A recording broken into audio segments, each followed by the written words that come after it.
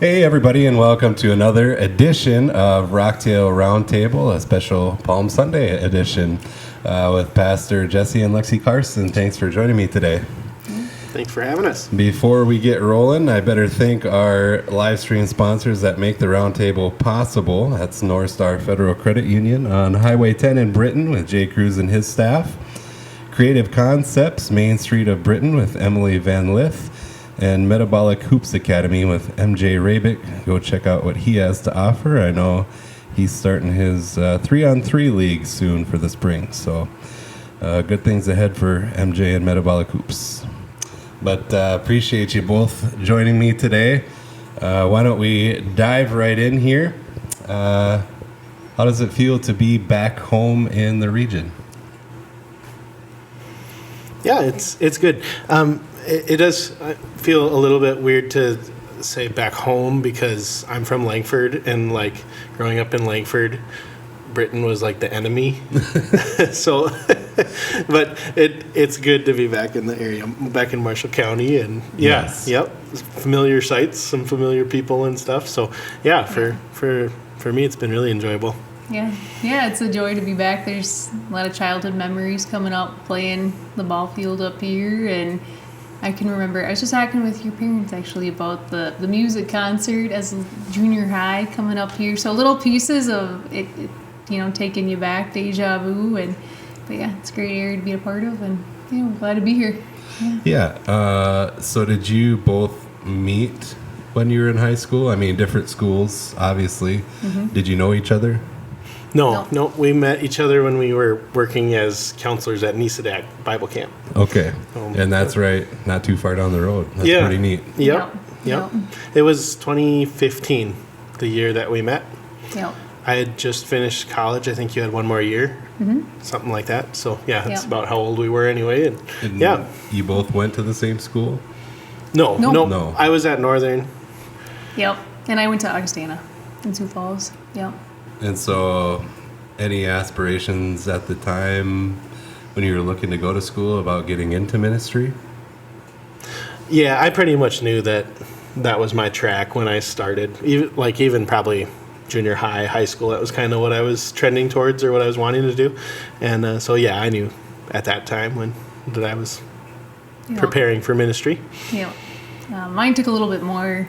I had an interest in it, but I didn't know for sure if that was the route I wanted to go when I was finishing up college. I was actually a government international affairs major and was thinking of going to law school. So when I couldn't decide between law school and seminary, I went to Australia instead and lived there for a year and figured out what I wanted to do, and came back and went seminary and did some work with Nisadak again and then youth director, and yeah.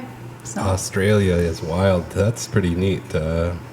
What kind of an experience was that to get away a little bit and see what the world has to offer? Yeah, it was a great opportunity. I actually was volunteering just at a Bible camp that they had there, so I was sending kids off zip lines along the Sunshine Coast of Australia. Awesome. Yep, they called them the Flying Foxes because it's a bat in Australia. That's what they named their zip line after. So, because the kids, as they're like screaming and flailing, they look like bats flying down.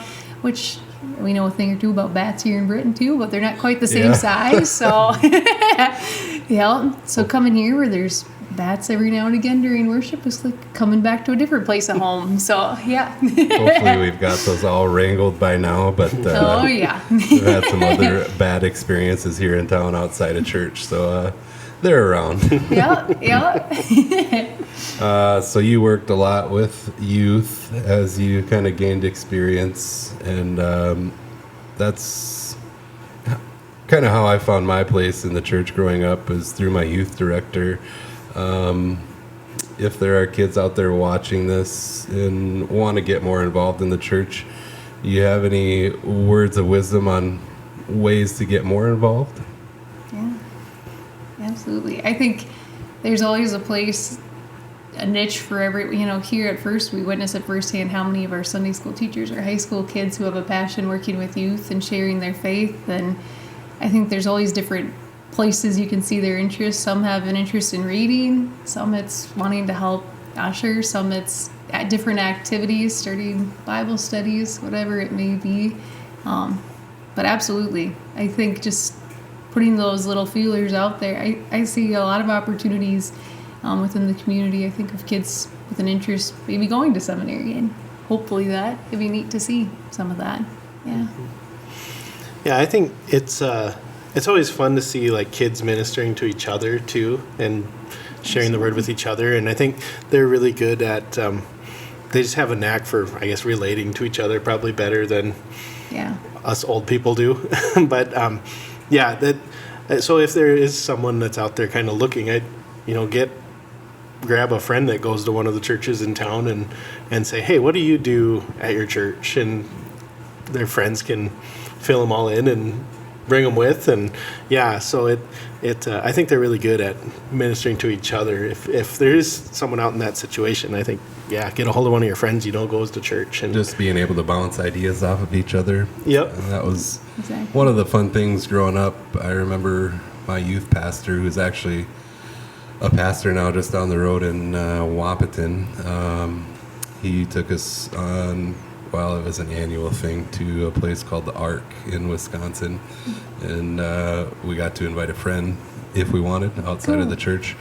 And that was kind of a weekend overnight deal where they had a gym there where you could play basketball, campfire pit. I don't know. They had anything you could imagine. But that was kind of one of the times where I got to hang out with friends at church camp. And just those opportunities were really fun. Yeah, some of those things can be really transformative. We just got back from a confirmation retreat a couple weeks ago, maybe a month ago now. And there's this really cool camp in Vining, Minnesota that we went to, and it's kind of like that. There's a million different things for the kids to do there, and they get to be together, and that's a big part of it for them, is doing stuff with their friends, and then that you also have the opportunity to tell them who Jesus is and work those kind of things into at those camps. So, those are some of those experiences can be really transformative for kids. So maybe you guys don't consider yourselves transplants since you're from South Dakota. I consider myself one growing up in Minnesota and coming here, but that was your last stop before ending up in Britton. How did that kind of shape where you're at today? Did you enjoy your time in Minnesota? Yeah, we did. Yeah. When you're a clergy couple, it's always interesting to find opportunities to be able to serve in the same community. That's, at the time, how we landed there, was because, there was an opportunity for us to both be able to serve. We knew there for sure would be for Jesse, and we knew there was an option possibly for where my call was. A couple options. There was two different ones, and we were like, one of them's got to work out. Yeah. So we kind of took a leap of faith that one of them. We actually moved into the Parse because to find housing in Alexandria, Minnesota in 2021 during the housing market craziness was like, we don't really want to jump into that. But one of these little country churches outside of Alex was like, you can rent our parsonage, and we're going to be in the call process soon. And sure enough, that ended up being my call where I was at, but kind of took a leap of faith that all tied out really nice. And we loved our experience out there for sure. I had 2 rural congregations that I served, and Jesse served in a congregation there in Alexandria. And we loved our time there along the Sauk River, and great place to be for our kids, running around in the countryside, small community similar to Britton here. And it was a great place to start as a family in ministry for sure. So really nice churches. We were both in really nice churches there. You maybe heard Minnesota nice before. That's definitely a thing. Those people over there were really salt of the earth people, and they were really fun to work with in the church and stuff. And so it was a great experience. I'm so glad that we had the opportunity to be there and to get to know those people. And that was a lot of fun. I miss them, but and I don't know that we were the timing wasn't perfect for us to come back here. We probably could have stayed there for a lot longer, but we had to weigh that with, we do, the opportunity is there to move back home now. It might not be there when the timing is right for us. So we did make the jump, and we're glad we did, but it was really hard to leave there because we enjoyed the people there so much. We enjoyed the area there so much, and things were going relatively well at both of our churches. So yeah, it was a good stop. So probably the biggest reason for coming back is being closer to family. Outside of that, what have you found so far in your short time being back up here that you've enjoyed the most? I would say we love being close to our family here. One of the main things, we loved our calls there, but we never served together in a church. So our kids were always split on where they were going, who they were going with, and we really love the opportunity to be able to worship as a family, to get to sit together and lead worship together. It's been a huge component for our family that we love, that we're all together.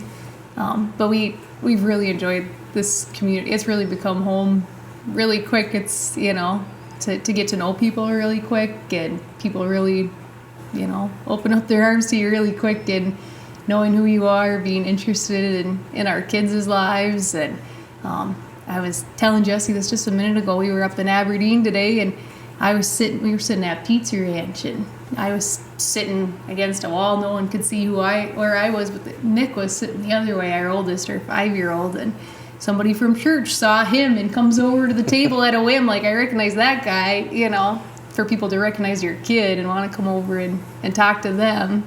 I love that opportunity and experience for our kids to have that. It's a great village for them to be a part of. So. Mm-hmm. Yeah, on top of the family, coming back to family, where we were at in Alexandria is a little bit bigger town. It's probably like a Huron or a Mitchell, something in that area. And there's a lot of stuff to do there. Like, it's a touristy town, and a lot of different irons in the fire there.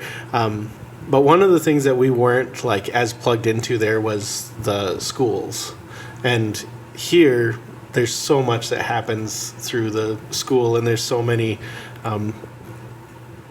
just community events that happen at the school, all of the games and concerts and all of those things. And we love going to that stuff. And so that's been really enjoyable to come kind of back to that. And we had some of the opportunities in Minnesota, but it wasn't the same. Like, we didn't know as many of the kids and stuff. So this is, it feels really natural, and it's a lot of fun. Yeah, I felt that coming out of college in Marshall, Minnesota, a bigger town, kind of like a Huron, Mitchell, and we kind of just had each other as a family.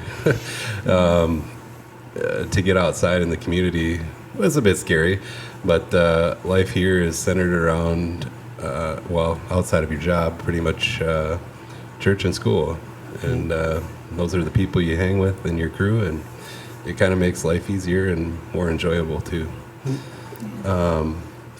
So I'm assuming in ministry, maybe both of you are outside of the norm as far as age for ministers, or am I incorrect in that? I guess I've never looked up what the average age. We've got a friend group that's about our age. Yeah, we have quite a few friends that went to seminary about the same time as us. Yeah. But there's certainly some good mentors though in that. So there's an older population too. But I would say if you ask the average person, what do you picture when you picture a minister? Yeah, we're probably maybe not what they initially say. But yeah. I guess just where I was going with that was growing up in a smaller town. That's what I saw most of, was an older person up on the pulpit, and that church eventually thinking, oh gosh, we're gonna have to move on, but and find someone new kind of deal. So there may be other people in your situation looking to move to a small town too. So I think everyone here is very thankful you chose to come back to the area and in Britton. I would say we're probably a little out of the norm for that. I mean, a lot of young people, it seems, are trying to get to like larger places, but we were kind of looking to get closer to home, and we're both comfortable in a community this size. So we're probably a little bit out of the norm as far as that goes. Yeah. So you mentioned taking in school activities. I had you on commentating one time this year. Were you super nervous? And do you think you've given that up? I don't know. I did ask you to mentor the confirmation kids like right after that, so I felt like I had a little bit of. If I can leverage it, maybe I'll do it again. Yeah, kind of felt like I owed one, but Yeah, right. not that I wouldn't have done it anyway. But that was a fun night, and appreciate you doing that. I had fun with it.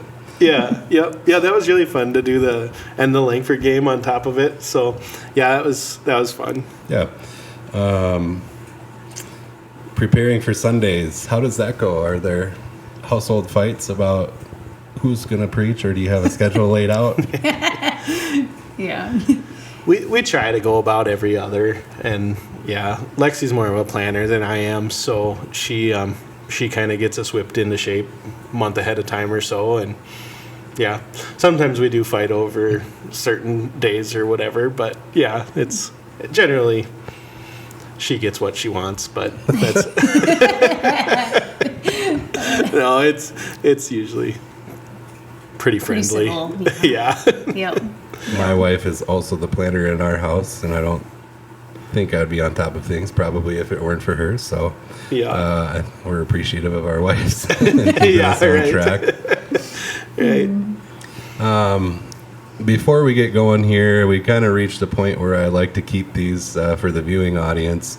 Is there any last words of wisdom, anything you truly want people to know about you guys and First Lutheran Church in Britton, Lake City, and Pleasant Valley? Well, we're glad to be here with you, and always want to invite people to come out and join us for worship, of course. We're getting ready, gearing for our summer schedule as well, so Lake City will be opening up soon here. Their service is at 11. They advertise it Memorial Day through Labor Day, so come join for that. Pleasant Valley will be moving to 9 after Labor Day, and First Lutheran will stay constant at 9, but always come and join us for worship. All are welcome, and there's a great word of rest for everyone. So. Perfect. Yeah. Thanks for starting that, so I could think of something to You're welcome. say. Now we have the real nugget. If I had something to say, I maybe just thank you to all the people from the churches and from the community, and we felt so welcomed and blessed to be here, and felt like we just walked into a really warm community that was very, very appreciative of us moving here, and hopeful of us moving here, and hopefully we can prove that we're worth it. But yeah, just thank you to all of the people from the churches and from the community for welcoming us so much. Yeah, you bet. I think everyone, I probably could speak for everyone. We're glad to have you guys here, and you guys are just awesome, so thank you very much. That is going to do it for episode 3 of Rocktail Roundtable. We'll have another special one coming out next week with Pam Lunsman talking about the Northern Fort Plays. So stay tuned for that. Thanks for watching, and we'll see you next time.